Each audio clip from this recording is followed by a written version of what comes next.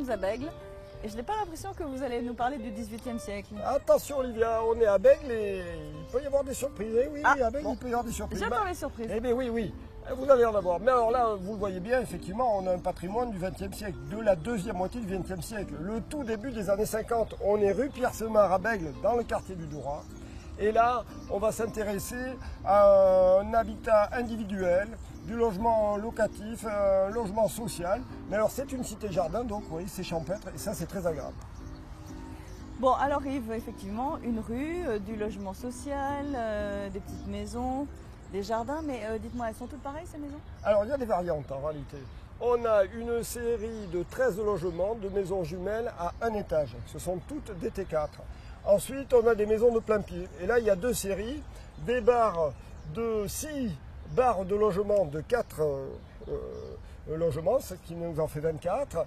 Et ensuite, on a 5 barres de logement de maisons jumelles, ce qui en fait 10. En tout, 60 maisons individuelles. Bon, en tous les cas, elles sont mignonnettes. Vous pouvez nous faire une petite description? Alors, ça s'impose, mais avant la description, on va quand même dire que ces maisons ont été construites en tenant compte du risque des inondations. Et oui, l'Esteille, Olivia, il est juste derrière vous, l'Esteille. Hein. Oui, alors l'Esteille, vous nous rappelez ce que c'est, traduction? Eh bien, traduction, oui, effectivement, c'est le mot d'une autre langue, la langue gasconne que l'on parlait autrefois ici avant qu'on parle françois.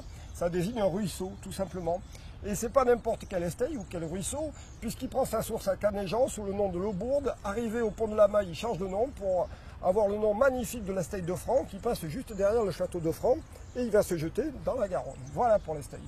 En ce qui concerne la description, c'est pas trop dur. Hein. Regardez, au rez-de-chaussée, les maisons dans le sous-bassement, elles ont ce qu'on appelle des moellons rectangulaires. Vous voyez, la pierre calcaire. Ces moellons, on les retrouve sur les maisons à un étage, dans les piliers qui tiennent l'auvent qui encadre la porte d'entrée. Voilà. Et puis les murs en eux-mêmes, en réalité, c'est de la brique, habillée de ciment, peint en blanc.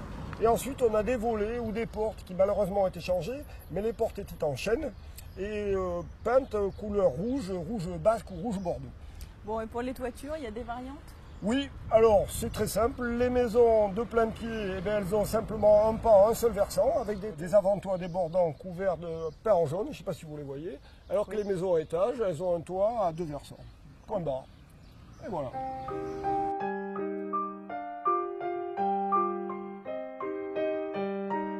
Vous venez de nous donner une description de ces petites charmantes maisons, Yves, mais qu'est-ce qu'on peut dire de l'intérieur? Alors, l'intérieur, on a dit T3 ou T4. Eh bien, chaque volume est différencié. À chaque pièce, une fonction. Alors ici, on est dans la pièce à vivre ou la salle à manger. À côté, on a la cuisine, logique. Autour, on a les chambres, mais on a vu une buanderie qui a été transformée souvent en salle de bain. Les toilettes à l'intérieur, oui. Voilà. Pour les sols, je ne sais pas si vous avez vu, là aussi, c'est différencié. Dans le salon, plancher en chêne, noble. Dans les chambres, plancher en pin, voilà. Et alors, on avait du carrelage dans l'entrée et dans la salle d'eau, la buanderie, et dans la cuisine. Et alors, malheureusement, souvent, ces carrelages ont été changés, là, vous voyez, dans les années 70. Grave erreur, mais on est sur TV7 Bordeaux, on a retrouvé une maison où on a le carrelage d'origine, voilà, qu'il faut pieusement conserver. Bon. Ah, oui. Alors, donc, plancher en chêne, en pin, du carrelage, est-ce qu'il y avait d'autres équipements? Et oui. Par exemple, la buanderie équipée d'un lavabo, et d'un bac à laver. Bac à laver lui-même équipé de robinets en cuivre nickelé, s'il vous plaît, qui pouvait servir pour se doucher, d'un appareil à douche. Voilà. Ensuite, évidemment qu'il y avait le chauffage. Alors, la cuisinière à charbon dans la cuisine à l'époque, les poêles dans les chambres, tout ça a été remplacé aujourd'hui par des chaudières. L'eau chaude était assurée par la bouteille de propane qui était stockée à l'extérieur. Ben voilà, hein, c'était bien équipé. Hein. Ben oui. Bien. Donc, cellier, buanderie, toilette à l'intérieur, ça paraît très bien pour l'époque. Hein. Ah ben, c'est un immense progrès. Hein. N'oubliez pas que la cité Pierre-Semard, c'est le tout début des années 50. C'est l'époque de l'abbé Pierre. À cette époque, il y a des milliers, pour ne pas dire des millions de bidonvilles en France, enfin des centaines de milliers. Et surtout, il y a un tiers des logements français où les gens vivent dans une seule pièce, les toilettes sont à l'extérieur, il n'y a pas de salle de bain, donc vous imaginez le progrès. Hein. Oui, on imagine bien qu'à l'époque de l'abbé Pierre, les temps étaient durs pour beaucoup. Et oui, l'appel de l'abbé Pierre, c'est 1954. Hein. Oui.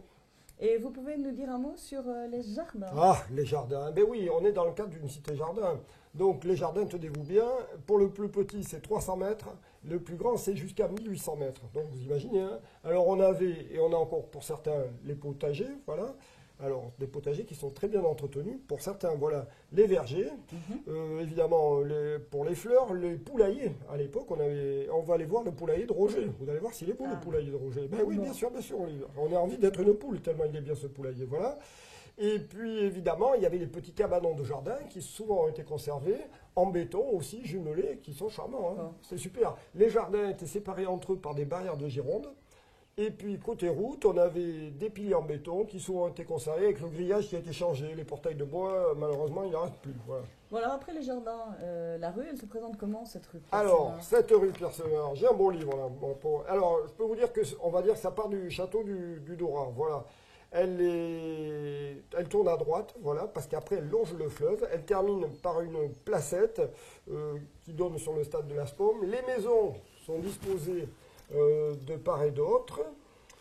Au nord, c'est bordé par l'étang du Dorat, qu'on a fini par appeler, enfin qu'on appelle ensuite la Brème du Midi et qu'on appelle aujourd'hui la Gaule cheminote, Olivia. Mais oui, la Gaule cheminote, où on y pratique des parties de pêche intensives, voilà.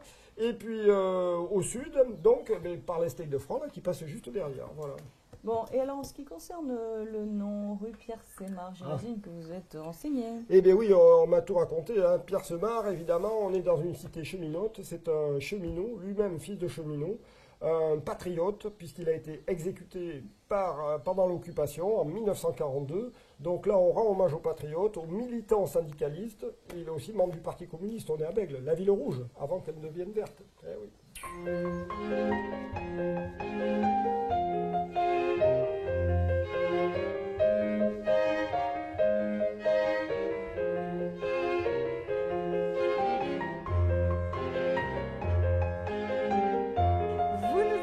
Des années 50, mais avant la construction de cette cité-jardin, il y avait quoi ici? Vous avez évoqué un château, je crois. Et oui, parce qu'on est dans le quartier du Dorat. Oh, merci. Quartier du Dorat, donc château du Dorat, tout simplement. Alors, qui dit château à Bordeaux, forcément un domaine, un très très beau domaine, hein, où là, on avait des vignes, on a produit des vignes jusque dans les années 20 ici, figurez-vous, des prairies, des champs, une cressonnière, un vivier, voilà. Et le château, il est resté. Là aussi, très bel édifice du XVIIIe siècle, n'en doutons pas. D'accord, mais pourquoi est-ce que vous évoquez le château du Dorat alors que vous nous parlez d'un lotissement des années 50? Parce qu'en 1920, la Compagnie du Midi va acheter le château et le domaine du Dorat pour construire la gare de triage de Bègle, Ourcade. Et c'est bien ce qui va se passer. Et puis progressivement, on va empiéter sur le domaine. Ici, dans les années 50, on ouvre la rue Pierre-Semard, voilà. Et puis dans les années 60, eh bien là, c'est les grands logements collectifs, la cité du Dorat proprement dite. Donc l'idée est de faire une cité cheminote pour loger convenablement, pour pas cher, et voilà, avec des jardins, les cheminots dans une cité cheminote. C'est logique. Ah, voilà. Gloire aux cheminots.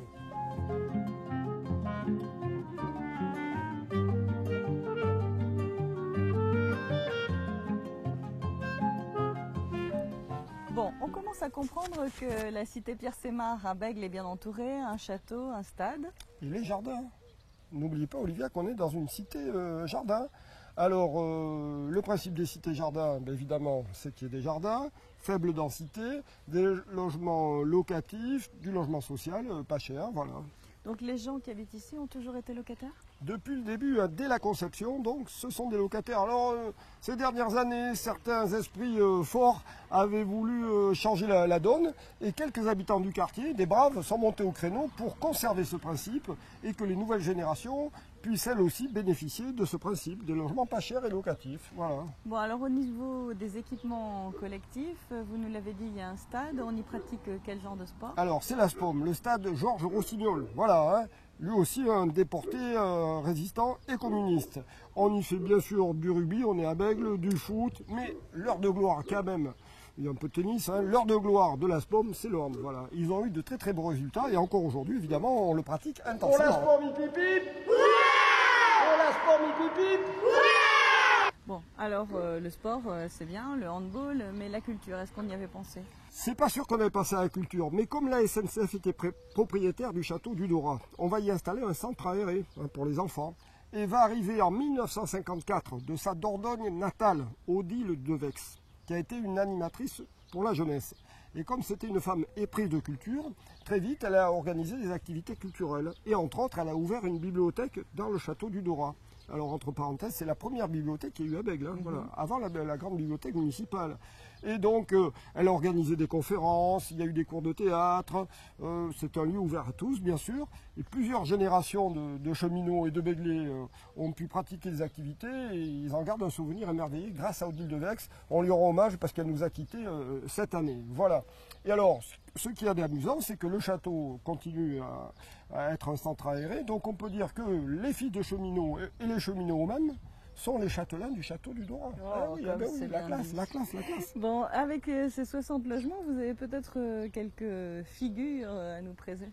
Alors, on va évoquer Jean-Claude Gomez avec ses belles moustaches, là, un Béglé pur jus, qui s'est battu, lui, justement, pour que les logements restent locatifs. Et puis, on a Guy Sombreux, alors qui a été un grand sportif, mais surtout qui s'est occupé du cross du CA Béglé pendant plus de 40 ans. Voilà, alors lui, il en a fait courir des Béglés, des Béglaises, voilà. Et puis, il y a son voisin, Bernard Ars. Alors lui aussi, il entraîne des athlètes, hein, mais il peut faire 800 km par jour, voler à plus de 100 km/h. Ce sont des pigeons voyageurs, voilà. Et oui, c'est le fils d'un gars du Nord, voilà, voilà. Bon, et vous tenez un livre dans vos mains. C'est dans cet ouvrage que vous avez puisé toutes ces informations? Évidemment, toujours dans les livres. Et ce livre, il est très bien fait. Voilà, c'est un ouvrage collectif, à dire vrai. Alors, Odile de Vex, bien sûr, mais l'Amicale des locataires. Et nous, on va se permettre de citer les deux auteurs. Elles le méritent bien. On les a avec nous. Martine Chanteau-Lacouture, qui a habité ici avec ses parents quand elle était petite. Elle est revenue vivre aujourd'hui ici. Et Isabelle Marcos, qui est psychomotricienne. Alors vous allez me dire, rien à voir avec la SNCF, mais elle est mariée à un cheminot. Ceci explique cela. Voilà, oui. voilà, voilà. Bon, il a l'air très bien ce livre, mais y avait-il une occasion particulière pour l'écrire? Eh bien oui, parce que figurez-vous que là aussi, des esprits haut placés ont voulu densifier. C'est-à-dire qu'on proposait de tout raser ici et de faire des immeubles de 5 à 10 étages. Oula. Alors les locataires sont montés au créneau, ils ont créé et réalisé ce petit livre qui a quand même mis la puce à l'oreille de la mairie de Bègle qui a décidé de geler ici ce territoire pour l'inclure dans le delta vert. Ouais. Alors c'est un superbe projet paysager qui va partir de Mussonville jusqu'à la Garonne, voilà, 100 hectares qui sont classés. Et on va enfin pouvoir préserver un lieu où il fait bien vivre, bon vivre, une belle aventure humaine, voilà. La cité cheminote, c'est quand même une belle histoire. Hein. Ah, voilà, okay. Pour une fois, ça termine bien.